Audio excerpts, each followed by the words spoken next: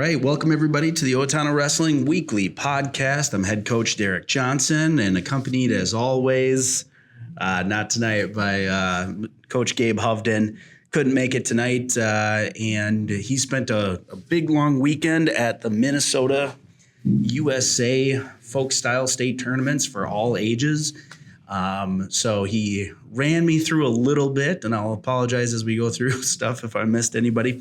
But also, first, I wanted to thank our lead sponsor right now, and that's Owatonna Glass. So Ben Wilson and his team at Owatonna Glass, thank you for everything you guys do for the Owatonna community, not just the Owatonna Wrestling Association. They've been in business forever, and it's great to see that the torch was passed to some very reputable, hardworking individuals like Ben Wilson. So thank you, Owatonna Glass. Once again, I want to say they're blaring the music in the weight room, so just forgive us a little bit on the audio quality. But also, like I said, it was all ages, all the way through 16U for folk style this past weekend. And so at the younger ages, we had little Colin Jordahl. He did well.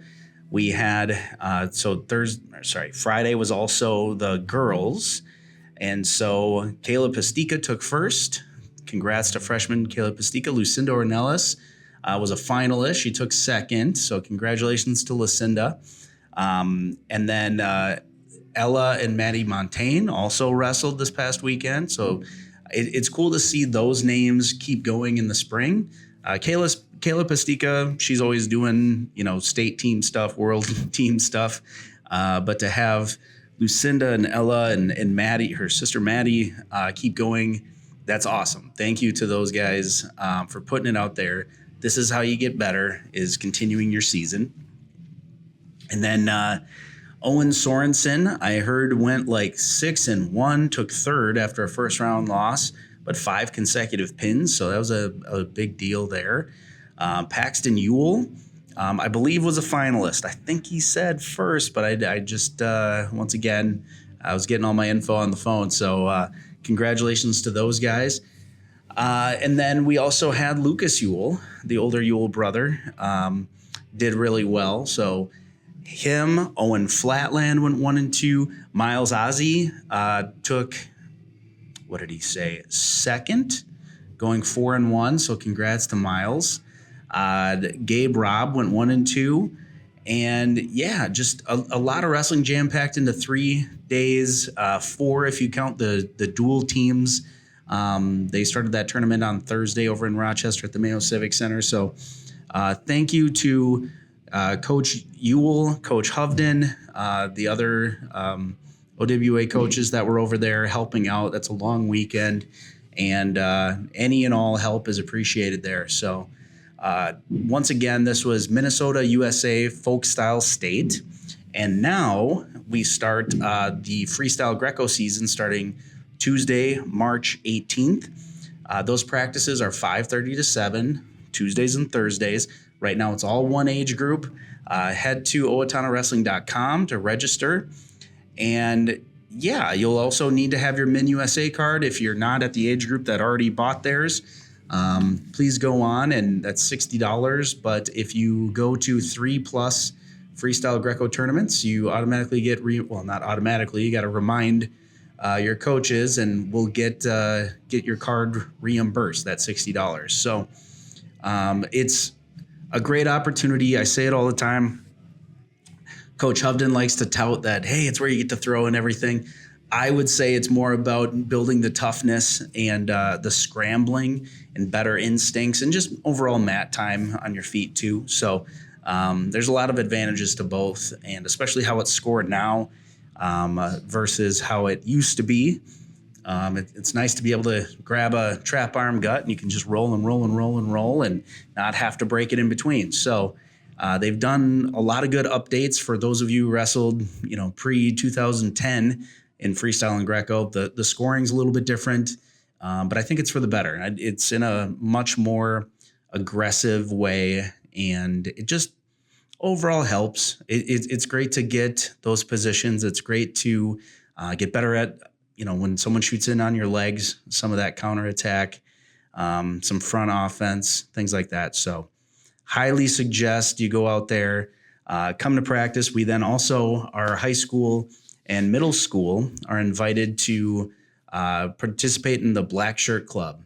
That's our weight training program that earns you the coveted black shirt throughout the next wrestling season.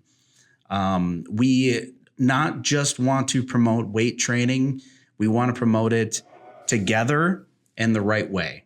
I'm someone who I still kind of do the bodybuilding, the old school, bigger, faster, stronger, Nebraska football style weight training. I wouldn't have the wrestlers do that. That's a totally different thing. I love the evolution of weight training, and kind of you might hear the term that was kind of coined by CrossFit as functional strength, but there's something to it. There's kind of the beach body muscles, and then there's just being a freak athlete, and that's what we're trying to build. And so it's not just about bench. It's not just about, curls get the girls, things like that. It's about being explosive and being as athletically strong as possible. And so that's the power and explosiveness that we need to get. And we're going to get there the right way. And that's through Coach Egermont and the Owatonna High School Strength and Conditioning Program. And so that's Monday through Thursday. It's a 3-day-a-week program, but we have the 4-night option. So we realize there's other sports. There's these, the high schoolers have jobs, things like that too.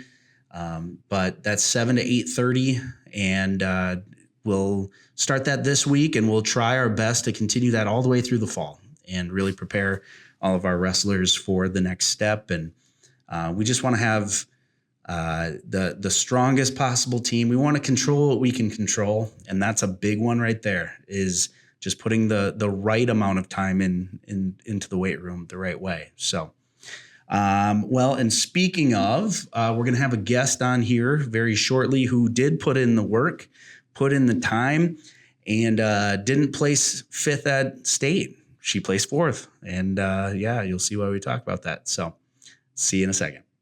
All right. Welcome back to the Owatonna Wrestling Weekly Podcast. Coach Derek Johnson here. Sitting here with, just pointed this out because she loves to be all about this, the not 5th place in state winner, the 4th place in state winner, Aliah Fischer, just a freshman. How are you? We're awake. How are you? Good. So, once again, as a 7th grader, 5th place. As an 8th grader, 5th place. The reason being, though, is because of the way girls' state is kind of structured, where if you lose your first round match, then that's the highest you can do. So we got over that hump. That was good. Finally. Yeah, that was huge. Now, unfortunately, you had to do it against the same person you faced at the Big 9 JV conference meet. And then section finals as well, ranked, is it Gabrielle Calise? No, what's Calise's first name? Eliana, geez. Oh, I'm thinking of Gabriel, her brother. Yep. Yeah, there we go. So walk us through, to me, that match seemed a little different this go around. Walk us through, we broke it down when you were on the podcast for the section finals. How'd this one go? Honestly, it's kind of just a blur because it was all in the moment. I couldn't really, I'd say I wasn't really thinking straight during state, and it was all, I was just trying to do better than 5th, honestly. Okay. Well, I can attest to the fact that, so in section finals, it felt a little bit more evenly matched. Not really, how do I put this? Evenly matched in terms of points, but it was just a matter of time before, you started to dominate. This one, you came out and you took it to her right away. You worked really well on top, which was the key to that. Got up big early and enough to where third period wasn't even really an issue at that point. So that was good to see. We in the section finals, you had like a little bit of a scramble where you were almost on your back as you were kind of cutting back underneath. And she kind of caught you sort of chin drop like and stuff like that. This one was just much more by the book, dominant the whole way. So that was good. That was good to get that match out of the way. And then who'd you have second round? Second round was Audrey Rogatsky from Stillwater. Yep. And she had already been, a 2-time state champ at that point? Just the one. Oh, just the one? Okay. But she was a finalist a couple of times maybe? Is that what I'm thinking of? I think a 3-time finalist, 1-time state champ. There we go. Okay. And yes, it is that Rogatsky family of Ryder and the older brother who are going to be competing at nationals. So, but came out and she's a headlocker. She's big into that stuff. So we stayed out of chin whips. We stayed out of headlocks. But she also happens to be a Peterson type of girl. And for those of you out there, we always in Owatonna called it a Granby, which is the roll underneath where you grab a leg on your way and hold them on their back. The rest of the world, or the nation at least, calls that a Peterson. And the Granby is that kind of cartwheel across your shoulders move. So this year we're trying out calling it a Peterson. You blocked it really well once or twice. She finally was able to get that though. And I don't know, you looked really, really good on top. You were doing like half thigh pry, and I want to explore that a little bit more next season. I think you'll be really good at kind of putting that in either running it or seeing what they do to counter. And then we have something from every position right there. So how did you feel about that match though? I felt going into it, I thought I could take her, but I felt like she was going to come out on top, but I thought it was going to be a closer one than what it was. But in the point differential, I mean, nowadays there's a 4-point near fall. So grabbing near fall like that twice in that Peterson, if you subtract out the Petersons, the score is probably, 5-1, 5-2. I mean, it's not bad. So yeah. I went out, and after I got the first takedown, I was like, oh, okay, what's happening now? Yeah. Oh, that's right. Yeah, you started with the first takedown too. So yeah, I think there was a lot of, unlike years past, I didn't see nerves out of you really at all. So that was pretty cool. That was pretty cool. So that match didn't go the way you wanted, but honestly, I was pretty happy with the fight you gave her, and I think you scared the crap out of her, probably more so than even her finals match. So that was cool. And then you had CC Rock of Laverne. Again, for how manyth time have you seen her now? I think that was only the third time. Second time this year. Okay. But she, 2 years ago at state, was she? Yep, my first year, she was my first round. That's right. Okay. And this was pretty dang close, honestly. Like that was the best I've seen you wrestle her. How did you feel about that match? Walk us through that a little bit.